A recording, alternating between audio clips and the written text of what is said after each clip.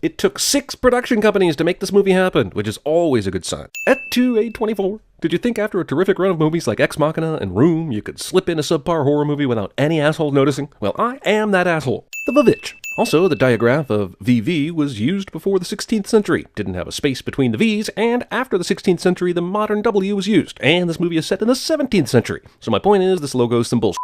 What went we out into this wilderness to find? Discount the Crucible. I know we're going for an early colonist look for the costuming, but there's an 87% chance that beanie came from American Apparel. William and his family are banished from the plantation because of something Jesus things.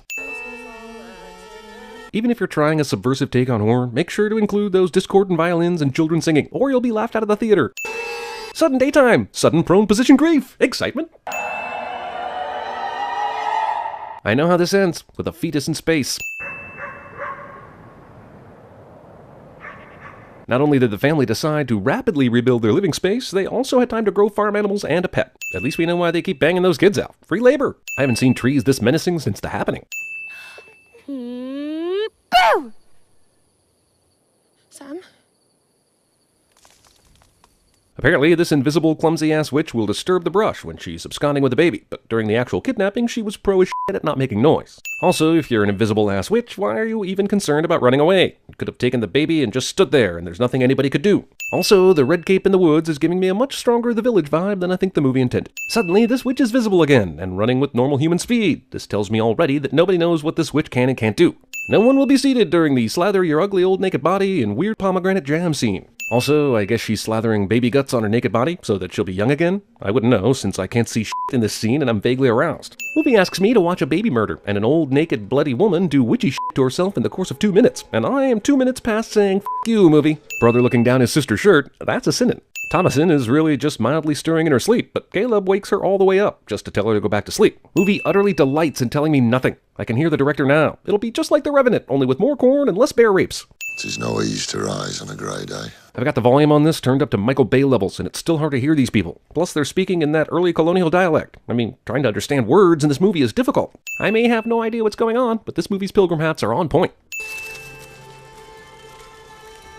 Serious question, is all this movie has to offer a bunch of creepy soundtrack shit set to glacial zoom shots of nature? I love thee marvellous well. This dialogue is unintelligible, so I'm going to assume it's the type of dialogue that makes this movie good. I'm not much of a hunter, but I would think something is fucked up if a rabbit just sat there while the dog incessantly barks at it.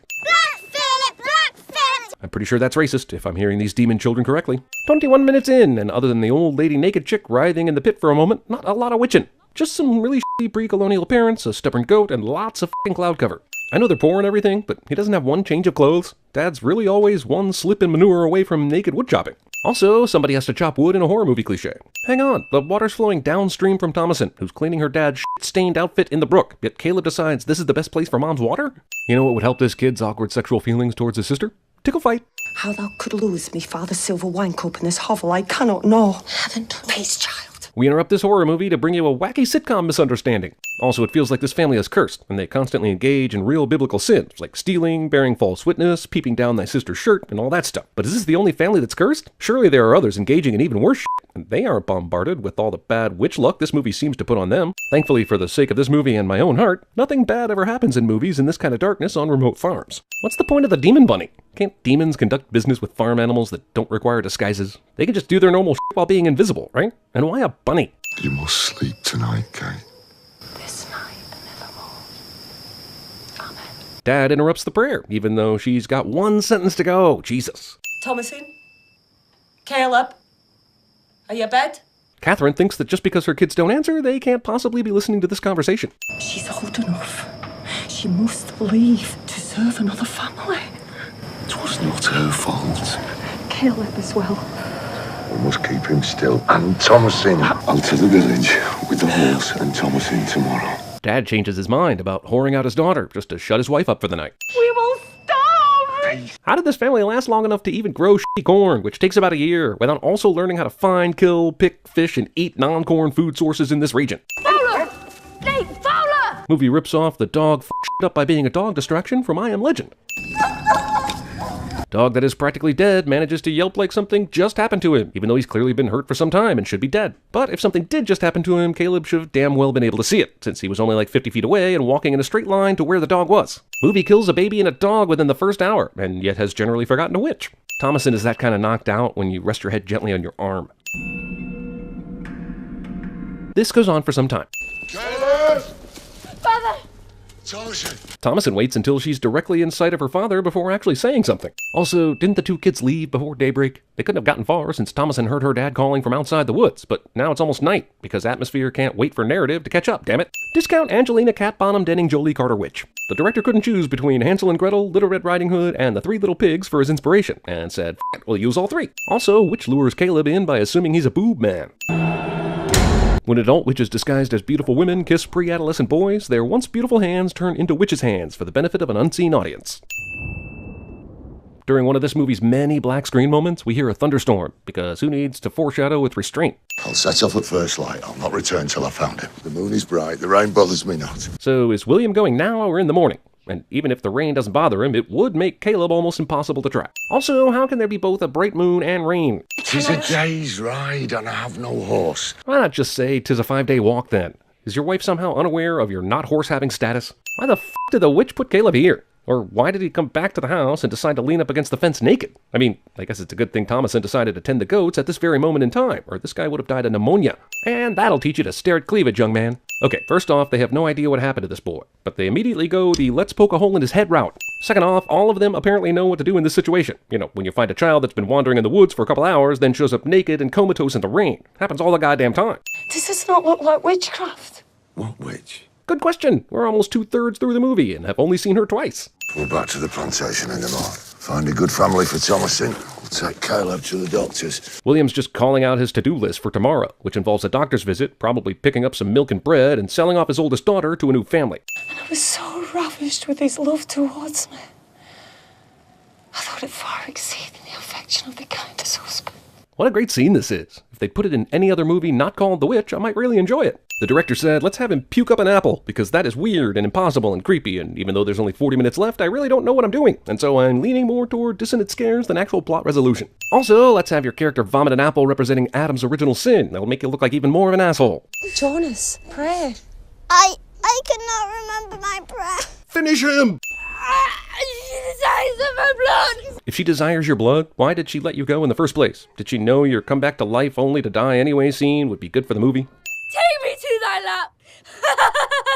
Witch decides to be an evil prankster and give Caleb enough life to give this family hope, and then kills him. It's pretty disturbing, honestly. I want to remove a sin for it, but I'm so confused that I'm adding one. I saw the serpent in my son. You stopped their prayer. They lie. I saw it. Caleb disappeared with thee. And who then found him? Pale as death, naked as sin and witched. Well, Will's got all the evidence he needs. No use in checking out the probably haunted woods that they forbade the kids to go into. Also, let's talk about William's dickhead character. Not only did it take his family from a nice place in England to subsequently more miserable living conditions, he also let his son take the blame for going into the woods, let Thomason take the blame for the cup, lied to his wife, didn't provide food for his family, and now he's calling his f***ing daughter a witch. Use Lucifer. Blame the goat for killing your children was the 17th century version of blaming your farts on the dog. Did ye make some unholy bond with that goat? I thought that only happened in Tijuana. I suppose I should be wondering what's going on, considering this father was just acting like he trusted Thomason's story and distrusted the twins, but is now hammering them all into a makeshift prison together. But really, I'm mostly wondering how this asshole has to use the butt end of an axe as a hammer. Does he not have a hammer? He has acres of shitty corn crops, 4, now 3 kids, goats, an entire house, and he has no hammer. Wait, that kids get punished, but Black Phillip is still alive? Even before they find out he's the devil, that goat's a total asshole. And I'll lick the dust of thine earth. Seriously, this movie is filled with great scenes of drama. It's a movie about people of God asking Allah why God hates them if they love him so much. And you sense their powerlessness throughout. It may be why so many people actually like this thing, but it's so slow, and the horror is so minimal and confusing. It leaves us wanting. No sin here. The movie does get points for trying something different. Where the f*** did she come from? Why do they wait until after she laughs to scream? Is a sudden naked granny not reason alone to scream? So instead of breastfeeding, which she's imagining, she's actually having her breast pecked to death by a crow, which makes sense if you take the exact combination of drugs this screenwriter took. This asshole somehow managed to fall and then stay asleep last night, despite the witch kids, the dead kid, the grave digging, and the sleepwalking wife breastfeeding demon birds. Must have got his hands on some 17th century ambient.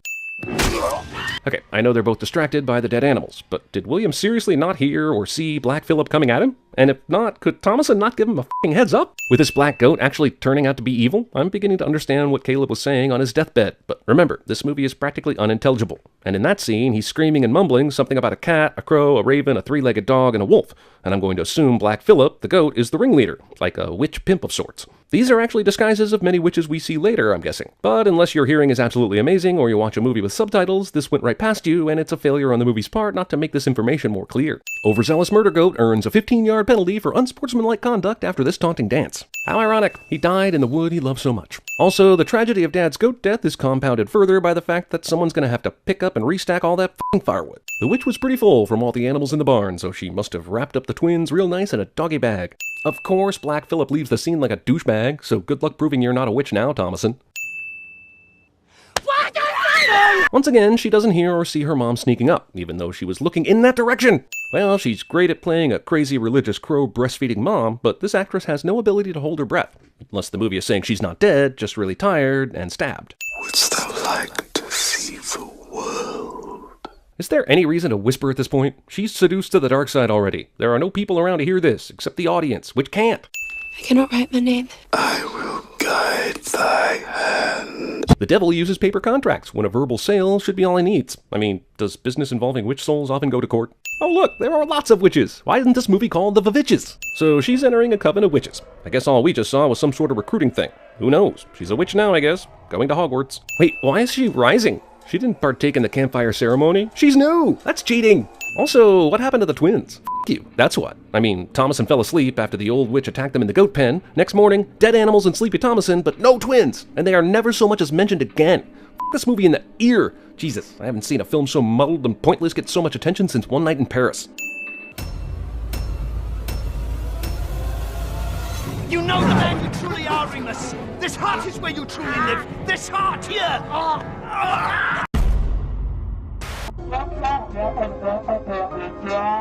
Your Honor, I object! And why is that, Mr. Reed? Because it's devastating to my case!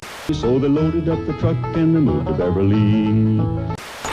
I will confess Jehovah with all heart.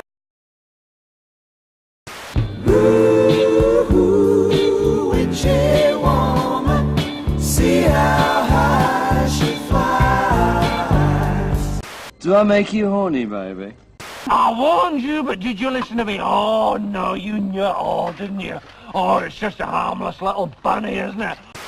Looking at cleavage is like looking at the sun. You don't stare at it. It's too risky.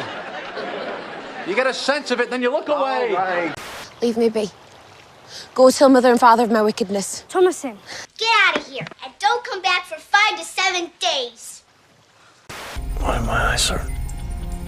You've never used them before. Hey, want to hear the most annoying sound in the world? Ba, ba, ba. I love my dead gay son. The wrong kid died. Shark bait, ooh ha ha. Shark bait, ooh ha ha. Shark bait, ooh bop.